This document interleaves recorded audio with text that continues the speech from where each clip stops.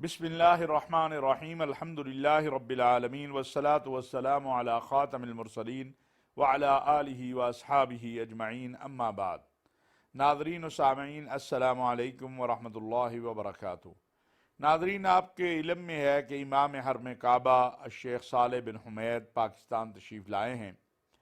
وہ گزشتہ 3 دنوں سے پاکستان میں ہیں۔ کل انہوں نے خطبہ جمعہ پاکستان کی عظیم مسجد فیصل مسجد، جو کہ شاہ فیصل شہید رحمۃ اللہ علیہ سے کے نام کے ساتھ ایک یادگار تحفہ ہے پاکستان کے لیے سعودی عرب کا، وہاں پر امامت اور خطابت کی اور خطبہ میں بہت ساری قرآن و سنت سے باتوں کو بیان کیا جو کہ ہمارے لیے مشعل راہ ہیں۔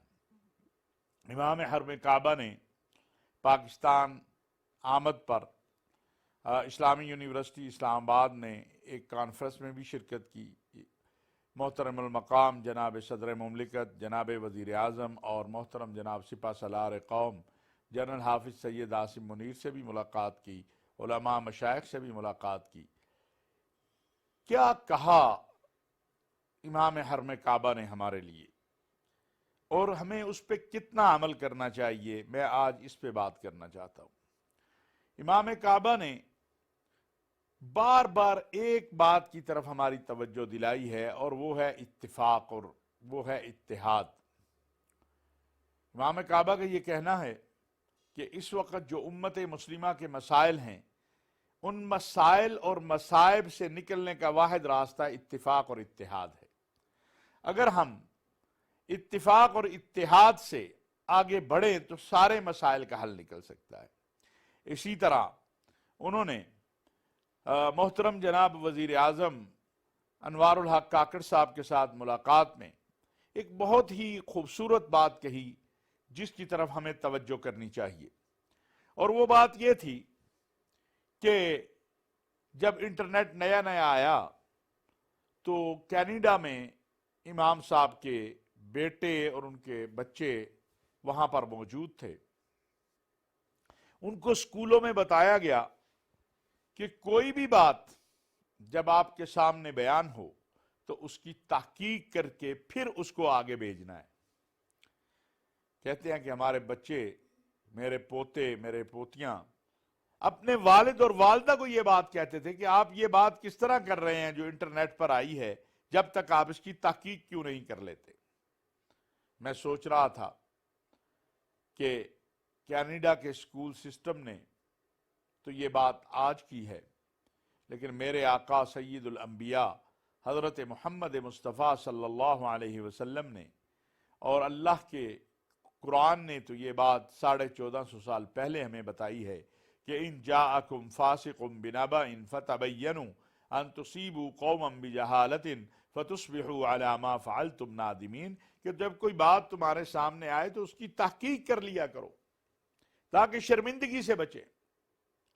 آج یہ اعلام کا دور ہے، اس میں کوئی شک نہیں ہے، لیکن اعلام کے اس دور میں فیک نیوز، پراپوگنڈا کس حد تک ہے اس کا اندازہ آپ کو اور مجھے ضرور ہے کہ غلط بات پھیل جائے، آپ جتنی بھی اس کی اصلاح کرنا چاہیں، آپ جتنی بھی اس کو بہتر کرنا چاہیں، وہ نہیں ہو پاتی، کیونکہ وہ کہیں سے کہیں چلی جاتی ہے۔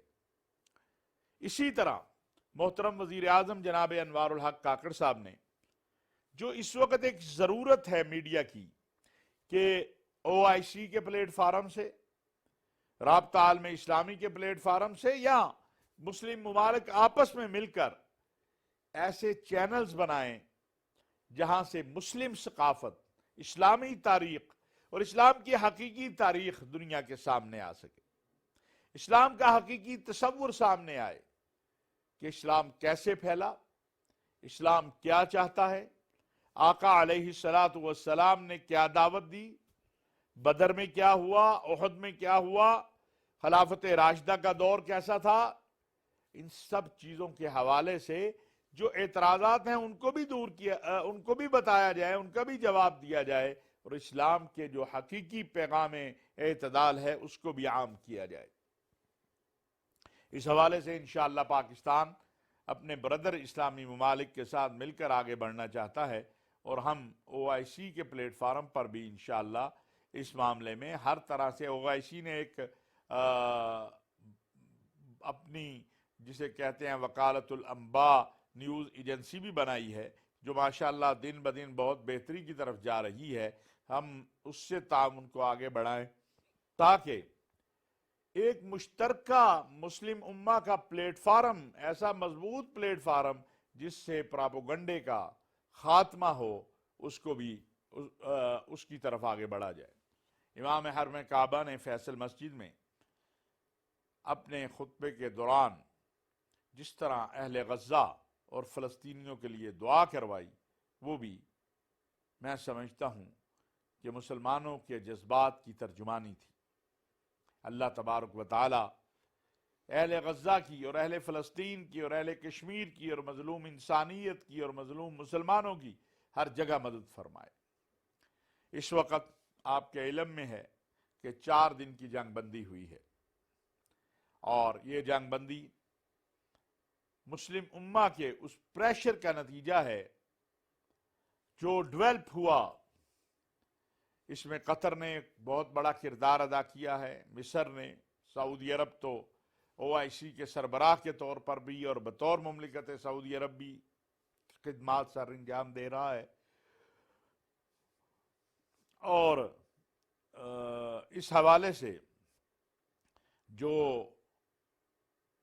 اطلاعات ہیں یا جو اب تک مصدقہ خبریں ہیں وہ یہ ہیں کہ ایک کے بدلے 3 قیدی، یعنی جو یرغمالی یا قیدی حماس کے پاس ہیں یا فلسطینیوں کے پاس ہیں، اس کے بدلے میں 3 قیدی جو ہیں وہ اسرائیل جو ہے وہ رہا کرے گا، اور یہ کام کل رات سے شروع ہو گیا ہے۔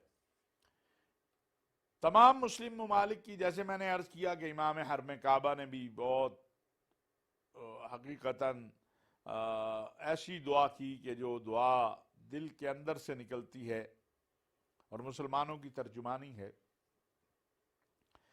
لیکن فلسطین کے مسئلے کا مستقل حل وہ ایک آزاد خود مختار فلسطینی ریاست کا قیام ہے، جس کے لیے سب کو محنت کرنے کی ضرورت ہے، اور اس کے بغیر پائیدار امن نہیں آ سکتا۔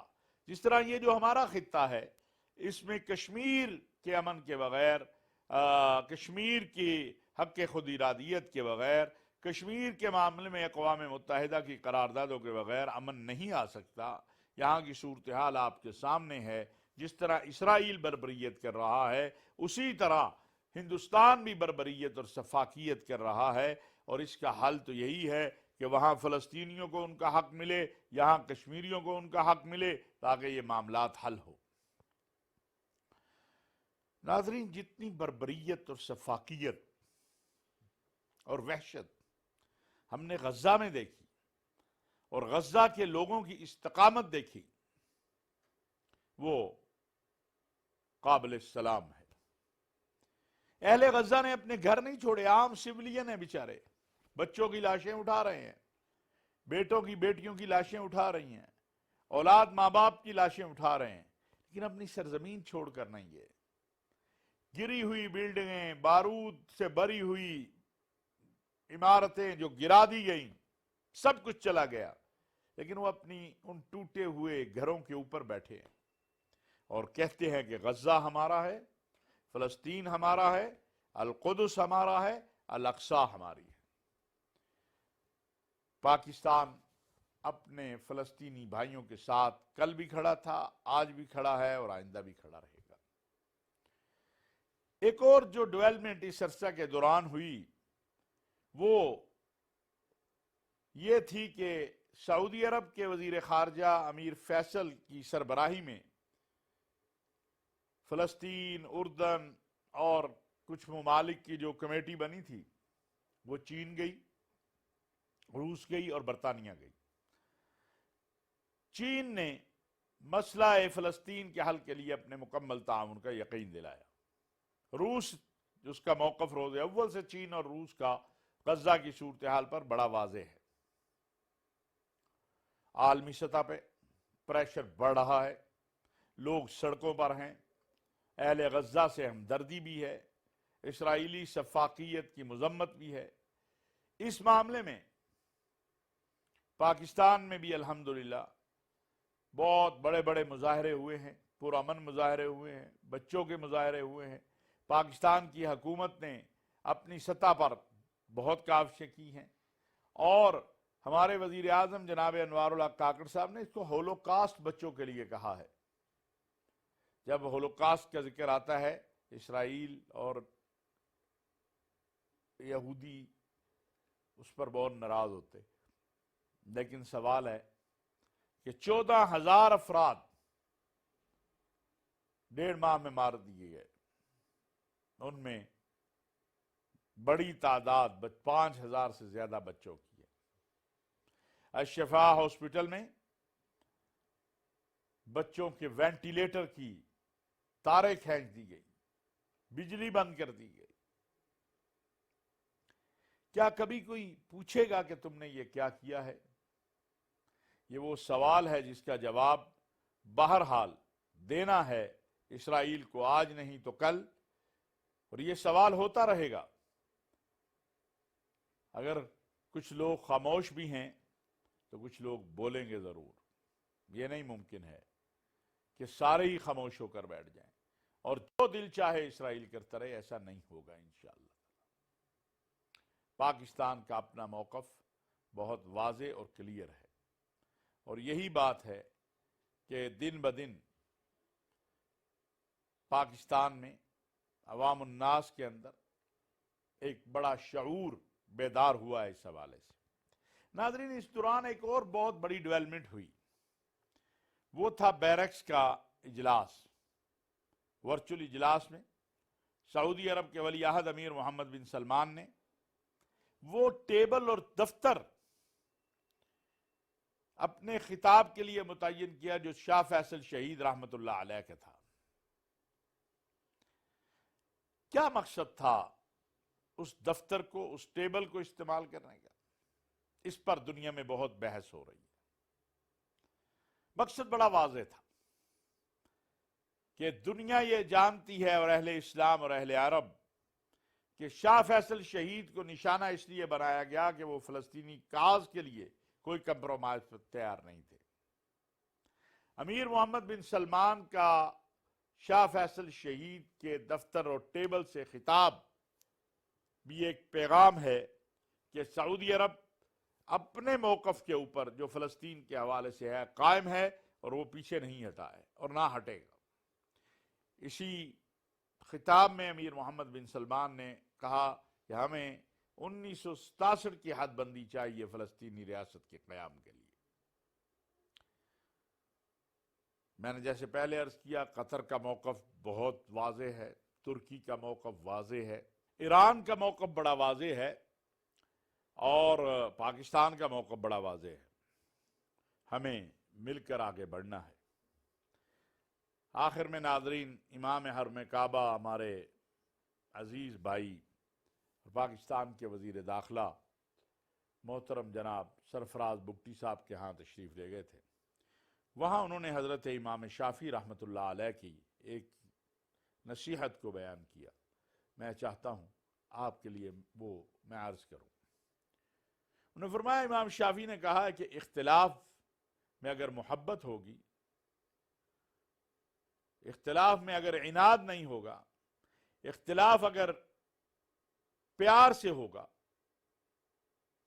تو وہ قوت کا ذریعہ بنے گا، وہ قربت کا ذریعہ بنے گا، وہ محبت کا ذریعہ بنے گا۔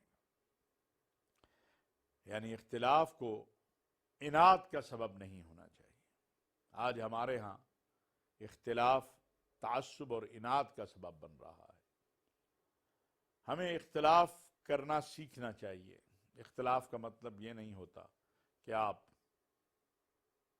قبول ہی کسی کو نہ کریں۔ آپ کی اپنی رائے ہے، دوسرے شخص کی اپنی رائے ہے، آپ کو نہیں پسند ہے، بالکل درست ہے، آپ کا حق ہے، لیکن اس کا مطلب یہ نہیں ہے کہ آپ کسی اور کو جینے نہ دیں۔ اللہ رب العزت سے دعا ہے کہ اللہ تبارک و تعالی ہم سب پہ اپنا رحم و کرم فرمائے، اہل فلسطین و کشمیر کی مدد فرمائے، اور جو کہا سنا اس پر عمل کی توفیق عطا فرمائے۔ ہے۔